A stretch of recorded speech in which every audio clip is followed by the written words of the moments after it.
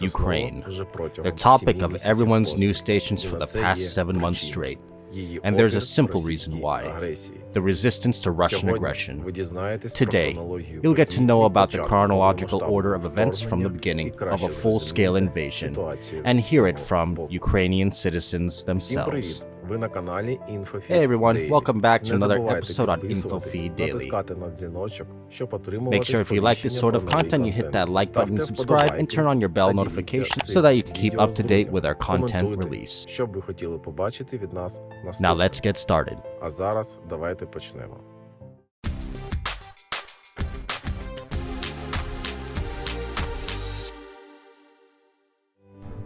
24th of February, 3:40 a.m.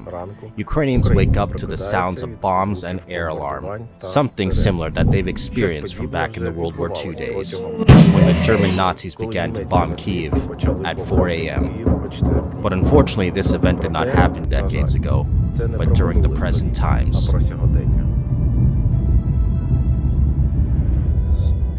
Russia has always encroached on the territorial integrity of Ukraine. And from the moment of Ukrainian independence, the Crimea, Luhansk, and Donetsk regions were temporarily occupied. That's why it's unfair to say that the war began in 2022, because in fact, this all began in 2014. But today, I'm going to tell you about what happened in this year's Ukrainian winter. On the 24th of February, Putin has announced the beginning of a so-called special military operation because he isn't brave enough to call this a war. Around 4 a.m. on that morning, Russian troops pour across the border and invade Kharkiv, Kherson, Chernihiv, and Sumy. 2 Russian ships demand the Ukrainian border guards to surrender, but the only thing they could hear back from the Ukrainians is, "Russian warship, go fuck yourself." This quote will forever live in the hearts and minds of the Ukrainian people as a symbol of opposition and resistance to the occupiers.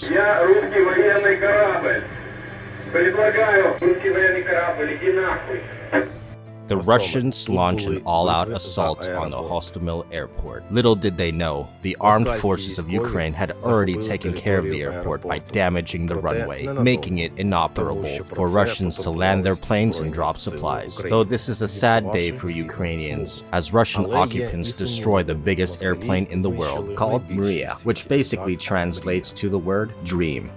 A hard and problematic situation in the south, the Russians almost completely bombed the area with MLRS systems, with one of the largest sleeping areas of the city of Kharkov. This is Severnya, Satolka. Almost all houses were damaged there, and the fighting goes on.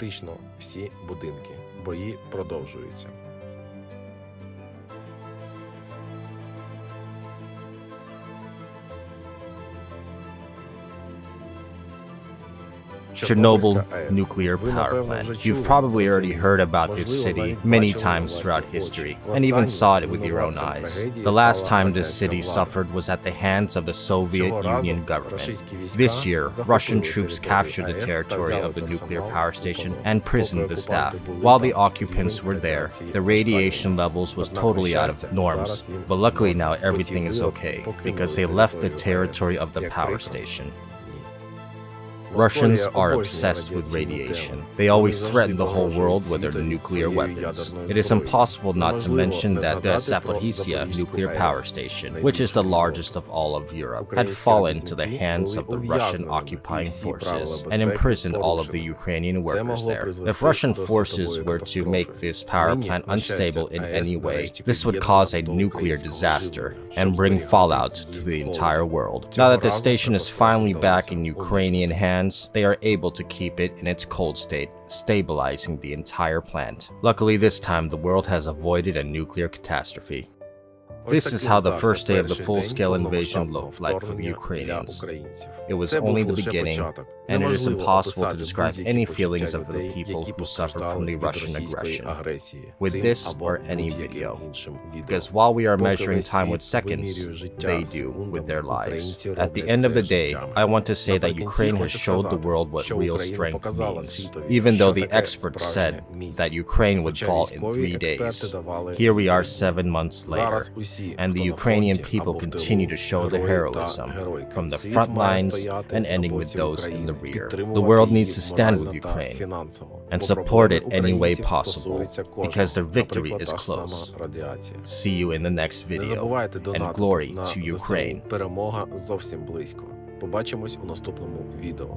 Слава Україні!